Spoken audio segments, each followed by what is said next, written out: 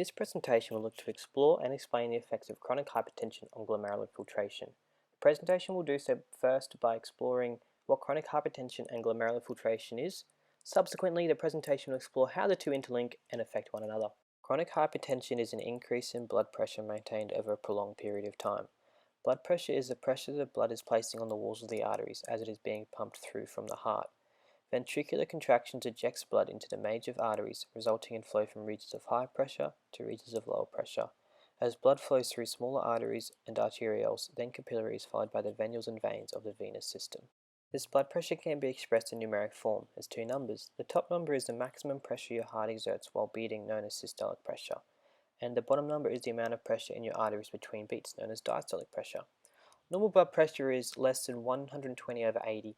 Prehypertension is blood pressure between 120 over 80 and 139 over 89, and high blood pressure is 140 over 90 or higher, which may eventually cause health problems such as heart disease and renal disease.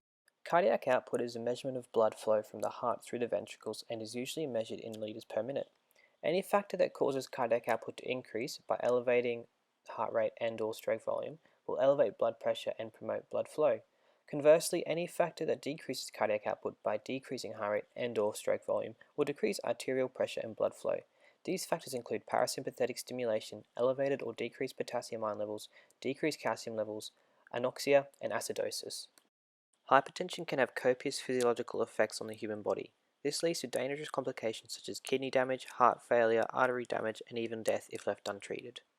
Glomerular filtration is a process by which dissolved solutes such as urea, electrolytes, and metabolic waste in blood, more specifically the plasma portion of blood, are filtered by the kidneys and expelled via urine. The base filtration unit of the kidney is called the nephron, each of which contain microscopic filters called glomerulus, which are a bundle of specialized capillaries. Blood enters the glomerulus via afferent arterioles and exits via relatively constricted efferent arterioles. This difference in arteriole size creates hydrostatic pressure in the glomerulus, which facilitates diffusion of the solutes across the pores of the glomerular capillaries into the glomerular capsule, also known as a Bowman's capsule. The glomerular capillaries are fenestrated, which means they contain microscopic pores that allow them to act like a strainer, such that only solutes of a specific size can be removed by the kidneys. This unique feature of the glomerular capillaries makes them 100 to 400 times more permeable than capillaries in skeletal muscle. Once the filtrate is passed into the Bowman's capsule, it proceeds down the nephron tubule before eventually being expelled from the body via urine. The glomerular filtration rate, or GFR, is largely governed by the blood pressure as it enters the glomerulus. The kidneys can auto-regulate the rate of filtration by constricting the afferent arterioles to maintain constant pressure in the glomerulus. These functions allow the kidney to handle normal fluctuations in blood pressure that occur throughout the day. Typical GFR in healthy individuals is approximately 170 milliliters per minute up to the age of 40, which then proceeds to steadily decline beyond this age. The kidneys are built to handle daily fluctuations of blood pressure. They do this through stretching and tightening the capillaries to alter the amount of blood traveling through the filtration mechanisms, which allows them to change the rate of filtration to match the needs of the body. However, this ability cannot be maintained for extended periods of time. When the kidneys are faced with chronic hypertension, the constant pressure overpowers the kidney safety mechanisms and the glomerular filtration rate is forced upwards, which over time can damage the glomerular membrane by stretching and scarring the delicate tissue. This membrane separates the arterioles from the glomerular tubule, allowing for waste products and excess water to be turned into urine.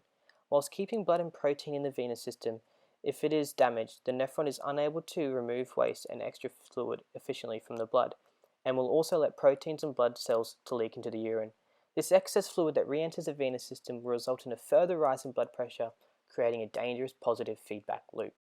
One important blood protein which can be unintentionally filtered out of the venous system is albumin. Albumin's role within the body is to draw excess fluid from tissues into the bloodstream to be filtered by the kidneys. However, with a lower concentration of albumin, the blood absorbs waste at a slower rate, which can result in the swelling of the face, hands, feet, or ankles. Some long-term complications of chronic renal disease can include anemia, cardiovascular disease, and dyslipidemia. However, these conditions are mostly preventable through controlling your blood pressure by lowering alcohol intake, smoking less, controlling your diet, lowering sodium intake, and exercising regularly. Firstly, this presentation explored what chronic hypertension and glomerular filtration is. The effects of the two on each other was then explored.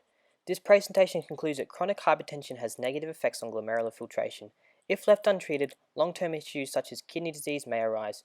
Due to its significant effects on glomerular filtration, it is important that chronic hypertension is not left untreated.